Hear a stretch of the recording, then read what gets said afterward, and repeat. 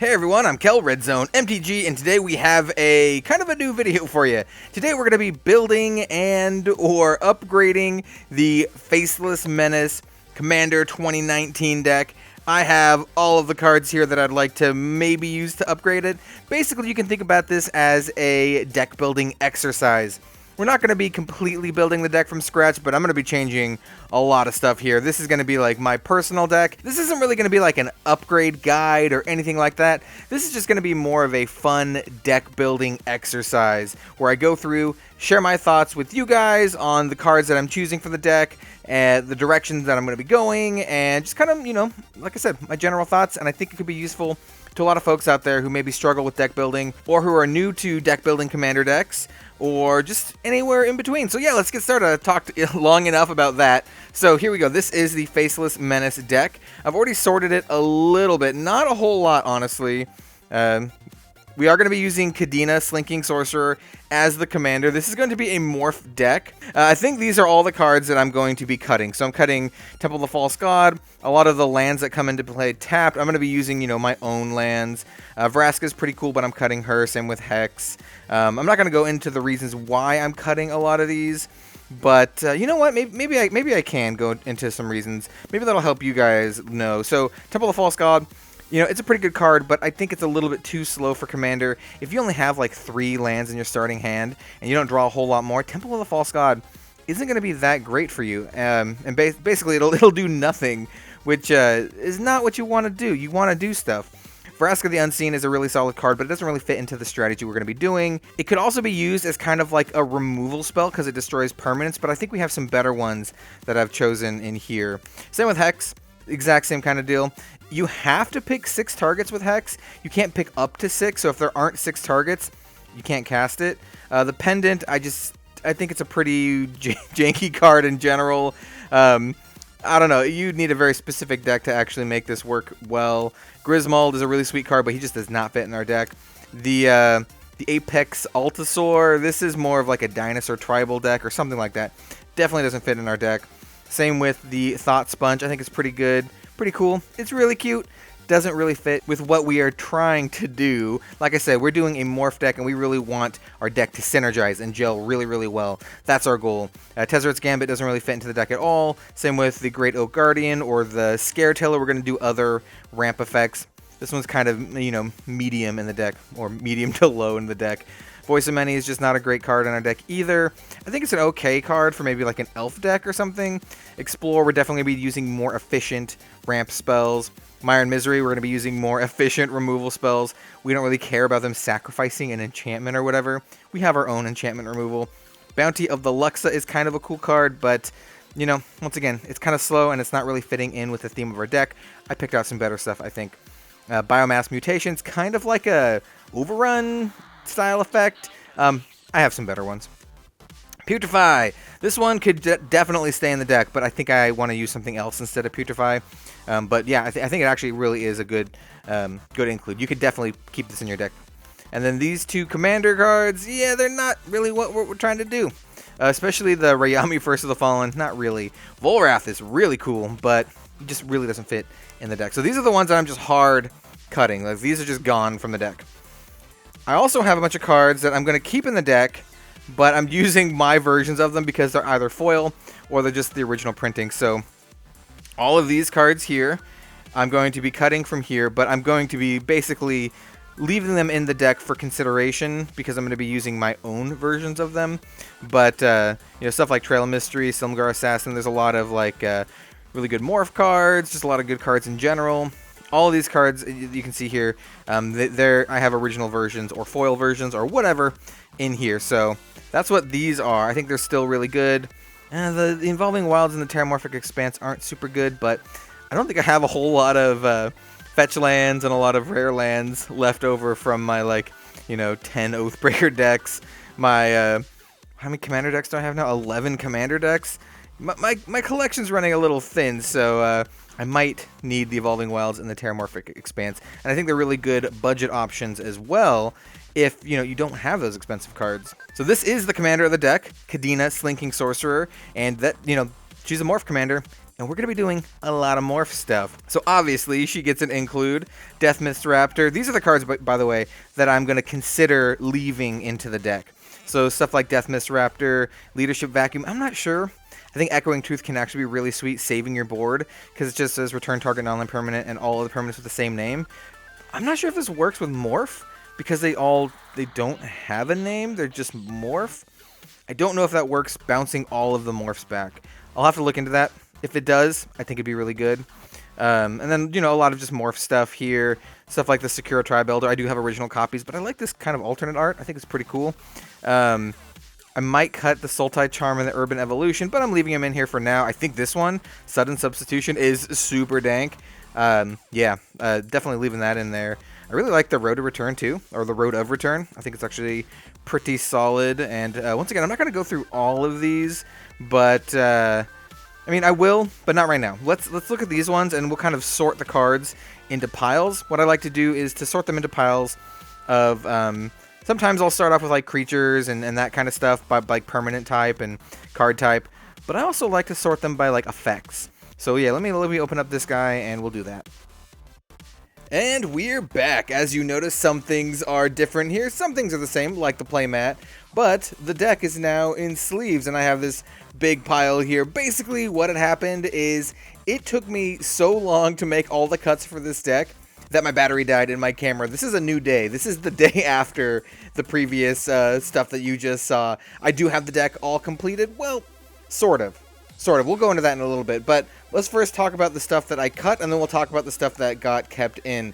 Basically, when going through all of the cards that I wanted to cut and all the cards that I wanted to keep in, I realized that if I wanted to keep the deck consistent, if I wanted to keep it very cohesive, and have, enough cards of the theme, well, enough, like, enablers and enough synergy cards, I basically had to cut every single fluff card in the whole deck, including some really, really good ones, and I'm pretty bummed about that, but I think it'll make the deck better in the long run. So I cut Force of Vigor because we already have some Morph cards that do artifact or enchantment removal. I thought about bringing Sagu Mauler back in, but I decided not to in the long run.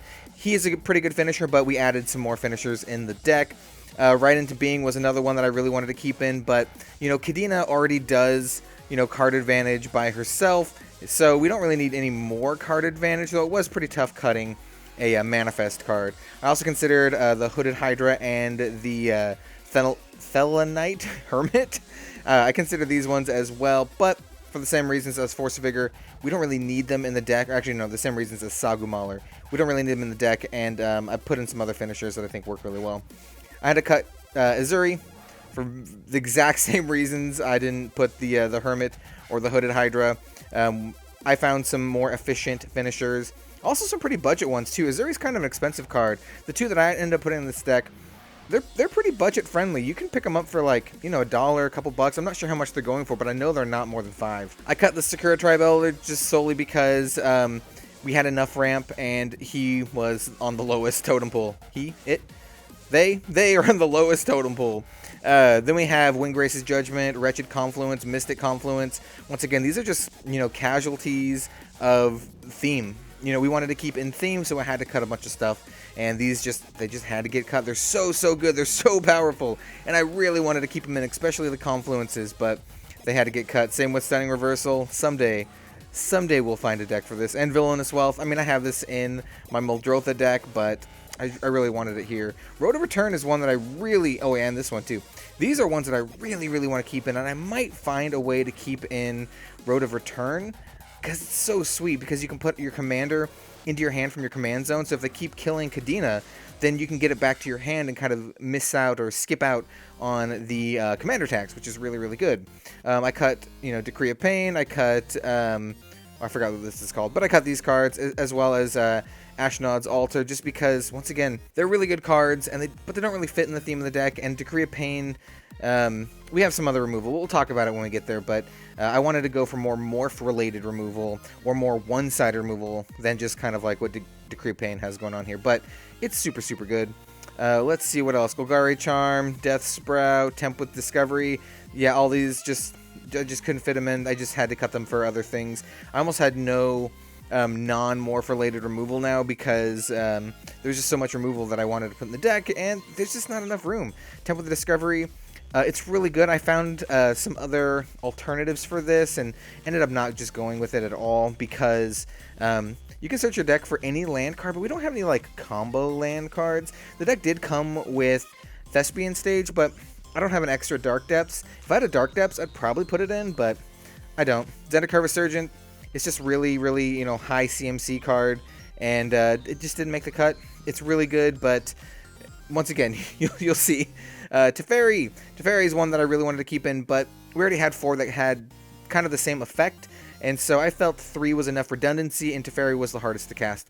That's the only reason I cut him. If you have him, run him. Also, he's the easiest to remove. All the other ones are like enchantments or planeswalkers, or an artifact, I suppose. And a creature is definitely the easiest to remove. Finale of Eternity, Growing Rights, Regrowth, Dermoplasm, Unwind. I mean, like, all these cards are really good, but like I said, just couldn't fit them in the deck. We wanted to maximize on our efficiency and our synergy with the deck, and none of these cards really synergize with it. Finale of Eternity, getting all of our creatures back from a graveyard to the battlefield is really sweet, but we want them to be morphed. We don't want them to be face up, so it doesn't really fit with our theme. Growing Rights is a really good inclusion, but once again, just couldn't fit with our theme, and yeah, I mean, I don't know. I don't know if I can get a room for it, but I don't think I can. Regrowth, if I'm going to put in Regrowth, I'd rather put in Road of Return instead, even though Regrowth can get anything back. This one has some more utility, which I really like. Dermoplasm, this one lets you put, when it morphs, it lets you put creatures with morph from your hand into play face up. We don't really want to do that. We want our morphs to be face down, so cut that. Unwind and Rewind. I love these cards, but they're not going to go in this deck. We're going to have to find another deck for them. We have a lot of morphs that do counter effects. Force of Despair, Dig Through Time, Fact or Fiction. I mean, once again, we have enough redundancy in the deck. We don't really need these, and I wanted to get more synergistic stuff in there. And then here's just a bunch of lands. The lands are pretty easy. I cut a lot of lands that came into the battlefield tapped, or lands that I didn't think we could make very good use of, and that's about it. This Reliquary Tower, I basically swapped it for a foil Reliquary Tower. I don't know if this deck actually comes with a Reliquary Tower, but I'm trying to remember if it does or doesn't. I don't remember, but I swapped it for a foil one. Granite Coliseum comes into play tapped. These ones, I just found better uses for my land slots. Mirrored Landscape is really good, but not in a 3-color deck. I mean, I guess, but I don't know. I don't really feel it. And then Thespian Stage, once again, I don't have like a Dark Depths or anything in this deck, so it's not that good. And then cut some lands for some lands with different art. And let's get on with what I actually kept in the deck. I think that's a little bit more interesting than this stuff. Alright, I'm going to go through these pretty quickly because a lot of them are pretty obvious. They're just either morph cards, synergy cards, or just needed cards. And by needed cards, I mean like staples. So obviously we have Kadena. She's the commander. We're keeping her in, obviously. Otherwise, it wouldn't be a Kadena deck. This is the only contentious card, and I'm only leaving it in here because it is a morph, and we definitely need a critical mass of morph and manifest cards. We still have over 30, but it's close. I'd rather have closer to 40. I think we have about 34 morph or manifest cards. And this one you can turn face up for basically free, just revealing a green card in your hand. And that's pretty good. Being able to turn it up for free is actually good and synergizes with some other cards in the deck. We have the Vesuvian Shapeshifter, Brine Elemental, Pickles, Lock. It just lets you lock down an opponent over and over again, but this one is also contentious, but we just need the morph stuff. And a lot of these are going to be very similar. We just need a critical mass of morph or manifest creatures. A Fatal Alchemist, untap an artifact or creature. Untapping Thrang Dynamo is pretty good. Ice Feather 8. Oh, no, here we got our removal. I'm going to get all of these bunched up. Okay, so let's talk about this one at a time. And by one at a time, I mean section. So this is all of the removal that we have in the deck. So we have a couple bounce effects. These ones let us bounce creatures either by unmorphing or equilibrium when creatures enter the battlefield, which is super, super good. Really combos well with Kadena. The Silumgar Assassin is one of the only actual single target removal kill a dude. This kills any creature with power 3 or less an opponent controls. Pretty solid. We have the Teamer War Shaman, who basically makes it so that any creature that we flip face up gets to fight another creature, which is pretty solid, and he manifests a creature when he comes into play, which is pretty good. The Riptide Entrancer and the Chrome Shell Crab let us steal stuff from our opponents. Basically, the Entrancer, when he deals combat damage to a player, we can sack it, and we get to steal any creature that player controls. Really solid. And when the Chrome Shell Crab is turned face up, we can exchange control of a creature I control and in a creature an opponent controls, which is pretty good. Give him a little crappy thing, and we'll, or we can just give him the Chrome Shell Crab, and yeah, get their best stuff. Bane of the Living is a board wipe, pretty solid include, and it's one that came in the deck to begin with, which is really good. Same with Ixaron, came in the deck, really, really good board wipe. 1,000 Winds, same kind of deal, came with the deck, solid board wipe. All His Dust, I think, is a really, really good board wipe for the deck because all of our morphs are colorless. Really good. The Mischievous Quainar is a really, really good pickup. It's not really a removal, but it lets us copy an instant or a sorcery spell and then choose new targets for the copy. And it kind of lets us do that over and over again because we can turn it back face down. So you can copy removal, you can copy basic whatever you want. This card's really sweet. Nentuku Vigilante and the Inox Survivalist. These are our two naturalize effects that blow up artifacts and enchantments. They're basically the same exact card because we play it for morph for 3 or for free with our commander, and then you turn it face up for 2. And it blows up an artifact or enchantment. Really, really solid for both of them. The Dulcet Sirens I really, really like in this deck. I think it has a lot of cool applications. You can make a creature attack target opponent this turn if able, which is really cool. You can make one big threat attack another threat. Pretty sweet. Ruthless Ripper I kind of include on the removal because it's a morph and you can turn it face up for free, and it has Death Touch, so you can kind of get a surprise Death Touch blocker there. Same with Death Mist Raptor, surprise Death Touch blocker, but it also keeps coming back. And then Gift of Doom, which comes with the deck, surprise Death Touch blocker. Really, really sweet. Next up, we have a bunch of counter spell effects in the deck. A lot of these came with the deck, so we're not going to go over those ones too much. Kadena Silencer comes with the deck. So does this one, which is actually really, really good because it can counter an instant or sorcery. The Void Mage Apprentice is a really, really cheap pickup. It morphs for 2 of any and double blue, and when it's turned face up, just counter any spell. Pretty solid. Same with Willbender. I think it came with the deck as well. It's always Willbender. And then the Karu Spell Snatcher also came with the deck. A really, really solid card. I like it quite a bit. Next up, we have some cards that let us make multiple manifests with Scroll of Fate, Whisperwood Elemental, Primordial Mist, Theming Amalgam, and then this thing. These are all really, really good includes, and they all come with the precon except for the Whisperwood Elemental, and I would pick one up if you can. I think it's a really, really good card for the deck for multiple reasons. And the Primordial Mist doesn't come with this deck either. The Primordial Mist was last year's Commander deck. I would definitely pick up these two for the deck. I think they're really, really good includes, and I don't think they're too expensive right now, but they might get a little bit more as time goes on. Weaver of Lies and Teamer Sabertooth both let us do our morph repeatable times. Weaver of Lies turns all of our morph face down, or whatever ones that we want, back face down, which is sweet. And then the Teamer Sabertooth lets us return creatures back to our hand, which is really, really good. So we can play them again and get more triggers off of Kadena, and more unmorphing triggers, all really, really good stuff. So here we have our finishers. First up is Beastmaster Ascension and Overwhelming Stampede. I think these are really good finishers, and you should probably include them into your Kadena deck. But I also included Endraze Forerunners and Decimator of the Provinces.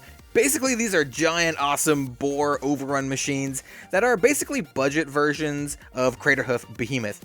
I think they're both really, really good. I think they are both pretty affordable to pick up. Definitely not as expensive as Craterhoof Behemoth, and they do kind of the same job. They're both very, very powerful. After I had initially made all the cuts for the deck, I realized we didn't have a whole lot of ways to close out the game. There were a lot of ways to draw cards. We had a decent amount of removal, a good amount of ramp, but we didn't have very many ways to actually win the game other than, randomly attacking with our little dudes. We're still going to be randomly attacking with our little dudes, but these cards make it way more likely to actually kill someone with those little dudes. I don't really have a lot of wombo combos in this deck. I don't think that's what this deck is all about. It's not about doing some wombo combos. If you want to do that, you should probably play Animar or something like that. This is going to be killing your opponents with morph creatures and unmorph creatures and getting a lot of value. Playing a Enraze Forerunners or a Decimator of the Provinces and just attacking someone for 60.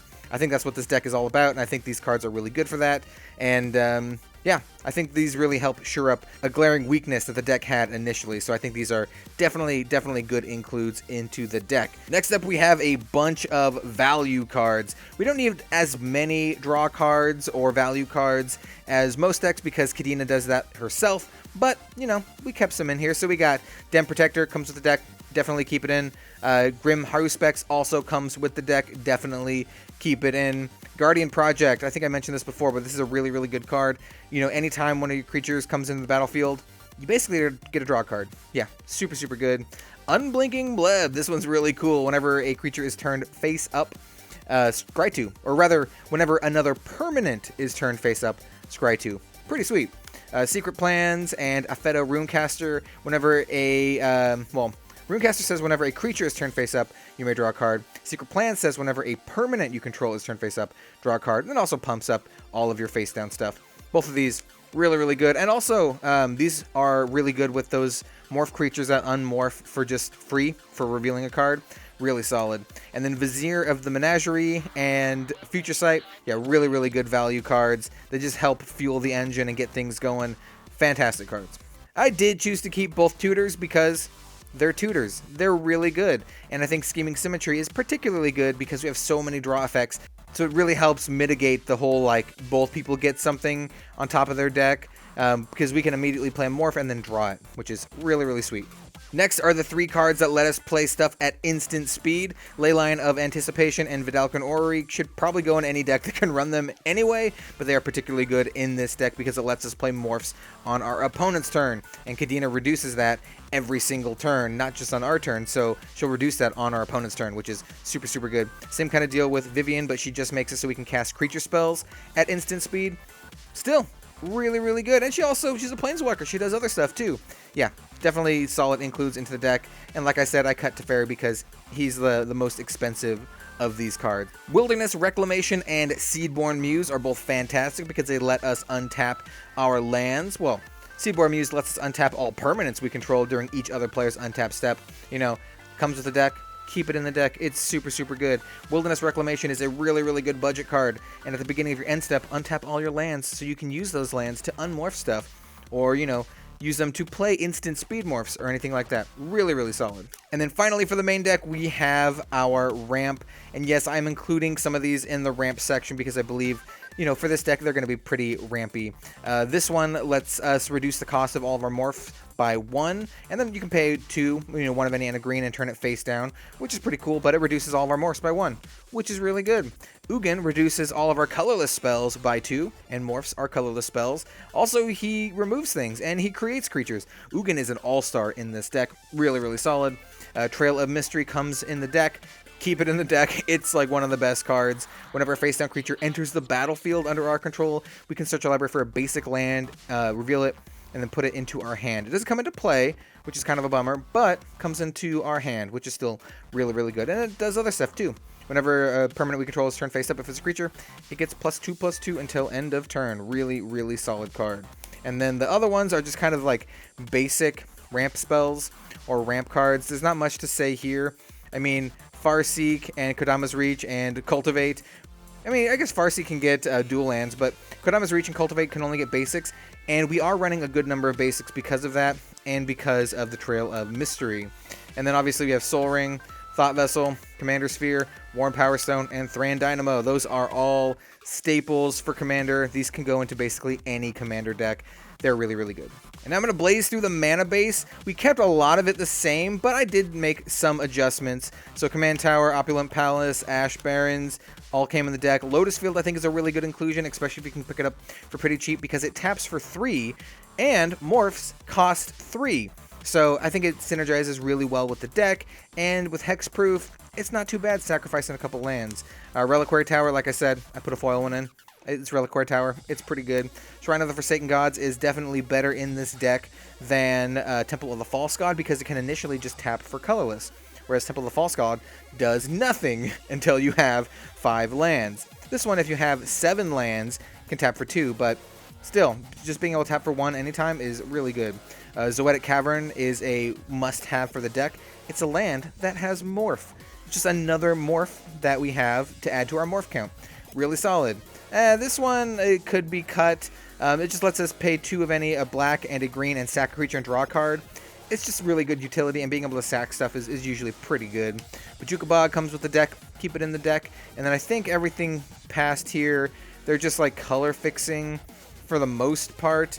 Just basically run whatever color fixing you have that's best, and what I would consider best are ones that don't come into play tapped, or have easy requirements to not come into play tapped. So like the check lands from Dominaria, for example, are really good, or the shock lands, or the pain lands. These are probably the 3 best ones to include. If you can get these of every single color, you probably should.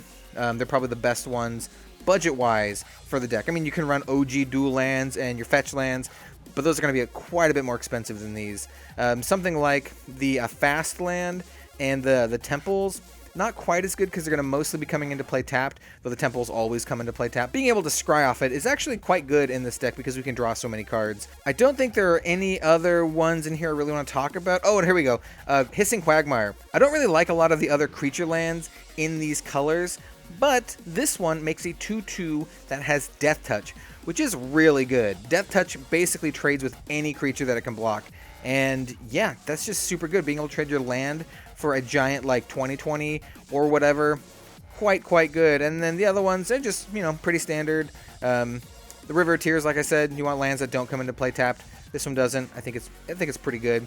And then the Fetid Pools, it is a dual land, not quite as good as a shock land or something, but it has cycling, and it's an island swamp, so you can get it with Farseek, which is okay. And then lastly, we just have 14 basic lands. I swapped them all out for the Modern Horizons snow-covered lands. I might swap them again for some more thematic lands. Might get some Dragons of Tarkir or Fate Reforged lands or something like that with really cool art. But for the time being, I'm just including the snow-covered lands. I think if you want to be optimal, snow-covered lands are probably the way to go, just to get any value off of your opponent's extra planar lens or anything like that. But if you don't have them, you don't really need to run them, and you can just use the ones that come with the deck too. And that is that, guys. That is my very first Let's Build a Deck video. I'm not sure if that's what I'm going to go, but I might go with that. Let me know what you guys thought of the video in the description down below. Let me know if it was useful to you, either just in terms of my thought process choosing cards for the deck, or in terms of just this deck in particular. There is a deck list link in the description down below. It does have 102 cards in it because I made that deck list and then I added Decimator of the Provinces and Endray's Forerunners to it. So I will need to cut 2 cards from that deck list. Probably some of the card draw cards because Kadena already has card draw on her. I definitely would not cut any of the Morph or Manifest cards. We're only running 34, I believe, as it is, and that's pretty low. I would like to be up to 40, but I think the deck is good as it is, and it does still have a lot of synergy. Anyway, thank you very, very much for watching the video. I appreciate it. Like, comment, subscribe, all that crap. Regardless of what you do, thank you very much for watching, and I hope to see you next time for some more Magic the Gathering content. I'll see you then.